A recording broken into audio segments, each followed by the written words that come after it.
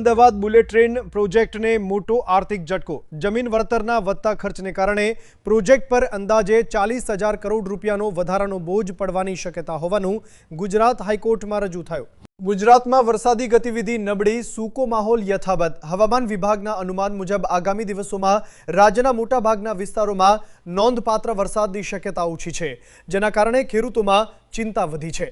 ગુજરાતમાં ધોરણ 12 સુધી પહોંચતા વિદ્યાર્થીઓની સંખ્યા ચિંતાજનક। નવા અહેવાલ મુજબ રાજ્યમાં લગભગ 45.5% વિદ્યાર્થીઓ ધોરણ 12 સુધી પહોંચતા નથી, જેના કારણે શિક્ષણ ક્ષેત્રે ચર્ચા તેજ બની છે। ગુજરાત શિક્ષણ વિભાગના 5 અધિકારીઓએ પ્રમોશન સ્વીકાર્યું નહીં। અંગત અને વહીવટી કારણોસર 5 વરિષ્ઠ અધિકારીઓએ પ્રમોશન ન લેવાનો નિર્ણય લીધો હોવાનું જાણવા મળ્યું। ગુજરાતમાં ચાંદીપુરા વાયરસને લઈને ચિંતા। તાજેતરના અહેવાલો અનુસાર રાજ્યમાં ચાંદીપુરા વાયરસના શંકાસ્પદ કેસોમાં વધારો નોંધાતા આરોગ્ય વિભાગ સતર્ક બન્યું છે। આ હતા આજના 5 મહત્વના ખાસ સમાચાર। આવા જ તાજા, સચોટ અને વિશ્વસનીય સમાચાર સૌથી પહેલા જોવા માટે અમારી YouTube ચેનલ પ્રકોપ ન્યૂઝને સબસ્ક્રાઇબ કરો, વિડીયોને લાઇક કરો, શેર કરો અને બેલ આઇકોન દબાવવાનું ભૂલશો નહીં। હું છું ભરત ગુપ્તા। ફરી મળીશું નવા સમાચાર સાથે। નમસ્કાર।